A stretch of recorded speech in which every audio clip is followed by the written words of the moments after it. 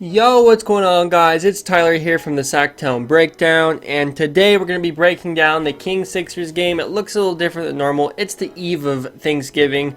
I've been working really crazy hours. We haven't had our breakdowns up in a few games here. It's just been really crazy for me and Kurt both. So it's just, it is what it is. We're back after Thanksgiving. Things should be back to normal for a little bit till Christmas comes. I'll have to dip out again for probably like a week. But until then, we have a King-Sixers game to talk about. It's like I said, it's going to look a little different, but no big deal. It is what it is. Stuff gets in the way, work, life, so no big deal. The Kings suck tonight, and this is going to be a quick video. I'm not live streaming, it's just a quick recording. The Kings were not that good tonight, and I haven't really got to watch the Kings in about a week, so I missed like the Wizards game, I missed the Nets game, I missed the... who else did they play? The Celtics game where Buddy dropped 41. Didn't see a single second of that. I've been busy. I'm going to go ahead and talk about this Kings-Sixers game real quick, and then we'll get on with our day. Not too long of a video. So the Kings started out. Embiid had 2 quick buckets. He got shut out the other night. 0 of 11 with 0 points, so I know he was trying to get that out of the way. Too many open shots, though, for the Sixers, and the Kings couldn't hit their... Oh, this is a classic quote from my dad. Kings couldn't hit their ass with either hand. They couldn't hit a shot to save their life. The 76ers were missing a lot of shots in the first quarter. And honestly, this game should have never been close. The Kings should have gotten thoroughly annihilated by the 76ers. And the fact that they didn't, I don't know. They should have been getting killed by the Sixers. They just straight up should have. It just should not have even been, like, close. Second quarter, Dedmon bricked a 3, but followed up with a nice rebound and a 2. Too many bricks from 3, though. Sloppy play by the Kings. Both teams, really. Kings just played flat. They had nothing like... they had no oomph to their game. Games where De'Aaron Fox isn't playing, you need to have Buddy... well, Buddy, too, but... You need to have Bogdanovich play like he has some it factor about him. And Bogdan just pretty much was not that great. Buddy wasn't that great, so if those guys aren't playing like they got some it factor and they're good, if they're not like really good, we're not gonna have a shot. Like Bogdan needs to carry the team, play make. That a lot of it was just standing around. Corey Joseph playmaking was not good, just standing around, dribbling the ball, and then last second pass, try to get something going. It was awful. Back-to-back steals though for the Kings to end the second quarter. They got a little bit of momentum, got some stops. But the 76ers were able to make a shot with like 2.6 seconds left or something. They like ran down the court and got a floater right when the time went out. So Sixers had to lead by 1 going into the third quarter. At this point, it was pretty much blatantly obvious that Matisse Thybulle was just D'ing up Buddy Hield. He couldn't get anything going. Thybulle's a beast. It would have been nice if the Kings could have got him, but it is what it is. Kings start with back-to-back turnovers in the third quarter. Excuse me. It was gross. Buddy had a 3 though. At one point in the third quarter, the Kings were 5 of 18 for 3. The Sixers were 1 of 12, and it was only like a 5-point game. So you don't have to be making all these threes to be good. I mean, the Sixers were shooting far less threes and making far less, and they still were winning. So it's just because you're making threes doesn't mean you're going to be winning. Obviously, the Kings were missing a lot of them. Barnes to Bjelica for a 3 was nice. Bjelica missed another one. He tried to make one from the exact same spot and missed. Harrison Barnes had a nice little mid-range. Going into the fourth quarter, it was like, this team better do something. I think at one point it was like a 15-point lead from the Sixers. It was just, oh. The Kings brought back, though, a little bit with some nice play. Dedmon was actually not that bad tonight. Like I said, Thybulle was locking up Buddy. At one point, Buddy was out, and as soon as Buddy came back in, they put Thybulle back in. So Thybulle's goal was to lock up Buddy. At one point, Matisse Thybulle was actually 3 of 3 from 3, and the rest of the 76ers were 2 of 22. That's how bad they were shooting from beyond the arc, and still the Kings couldn't capitalize on it. And even at one point, the Kings had about 5 possessions in a row where there was a turnover or something like that, and they would, they would get the ball up the floor, and just nothing would happen. It was just awful. I'm like, really? You couldn't get a bucket? I mean, there's just no ability, no dynamic shot making tonight for the Kings. There was none.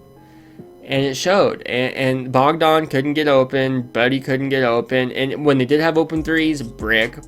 I got so sick, so many bricked 3-pointers. I'm like, what do you? I mean, come on, like that. The Kings' go-to when they're losing is just to brick threes. It's like that's their go. I mean, not brick them, shoot threes. Sometimes brick them, sometimes make them. A lot of times brick them. But yeah, fourth quarter. The game 2 was just a sludge. It was a slow paced, like it wasn't like the good kind of slow pace, like some 90s basketball where it's hard hitting defense and intense, like intent. It was like no intensity. It was just like it was like somebody deflated the basketball. It was like it was just a sludge. It'd be a timeout, a foul. It'd just pause the game. Coaches timeout. Refs call a timeout to review a play, blah, blah, blah, and it's just like goes on and on. I was like ready for the game to end by like 5:30. I was like, can this game end? It was just like, and this is the first game, this is the first Kings game I watched in a week, may I remind you, and I was like ready for it to end because it was so slow paced and the Kings are just a sludge. We cannot get De'Aaron Fox back fast enough. Same with Bagley. Even if Bagley was in there, he'd at least like, even if we're losing these games and Bagley was getting some buckets, like, getting some, hitting a couple mid-range shots or maybe, like, really the main thing would be posting up. But, getting some touch, getting some feel for his mid-range shot, maybe shooting the 3, at least Bagley could get some work done in these games if we're losing. But Bagley's not even in there, so it's like, that's not even the positive. Harry Giles didn't play much. So it was just like, I know this is a short breakdown, guys, but I'm tired, and it is Thanksgiving Eve. Let me know in the comments what you guys thought about this game. I personally thought it was pretty gross. Overall, the offense was awful. The defense was just pretty much non-existent for the Kings for the most part. The Sixers should have basically blown the Kings out by 20 points the whole game. It should never come down to like 5 points at the end of the game. And when it did come down to 5 points at the end of the game, the Kings just blew it. They just could not get a bucket when it mattered. They just couldn't. So that was pretty frustrating. But like I said, let me know what you guys think about the game tonight. I don't know. It's frustrating for me because Bogdan isn't consistent enough to carry the offense, which is fine. One guy shouldn't have to carry the offense every night. You got guys like Corey Joseph that are supposed to be our ball handlers and playmakers, and like he just didn't have it tonight. He just was like dribbling the ball around for 20 seconds and he'd make a nervous pass. Buddy would be trying to keep our head above water, but it gets to the point where it's too much hero ball. And it's just like we are starting to show that we really need De'Aaron Fox. And the Sixers are a good team too. We can't ignore the fact that the Sixers are probably a top 5 team in the NBA. But I think the Sixers have faults in their team. For example, they play Al Horford and Joel Embiid. Both guys aren't super fleet of foot. Ben Simmons can't shoot. Josh Richardson isn't the best. Like, he's a good scorer, but he's not exactly a sharpshooter. Tobias Harris kind of does a little bit of everything, but he's a super sharpshooter. I mean, every guy on the team can shoot the 3, but Ben Simmons. But they don't necessarily shoot it well. Horford and Embiid kind of lumbering around the court. You would think with our, even take out Fox and Bagley, we still got, Holmes and Bogdan and Buddy and Joseph and Barnes. You would think we'd be able to kind of run up and down and get one over on these guys, but we can't. We couldn't tonight, at least. So, yeah, guys, that's kind of my stance on it. It just seems like the Kings could have done more. The Kings could have easily won this game. Don't get me wrong. I mean, they were getting blown out, but they could have won at the end had they just made 2 shots, to keep the game close. I think the score was 97-91. So that's 6 points. If you make 2 more threes, you're tied. So it's just the Kings got to work on, as ridiculous as this sounds, the Kings need to work on their game when De'Aaron Fox isn't there. We can't have a LeBron James type team where the whole team's built around LeBron James, and then when LeBron James is out for a night, the team looks lost.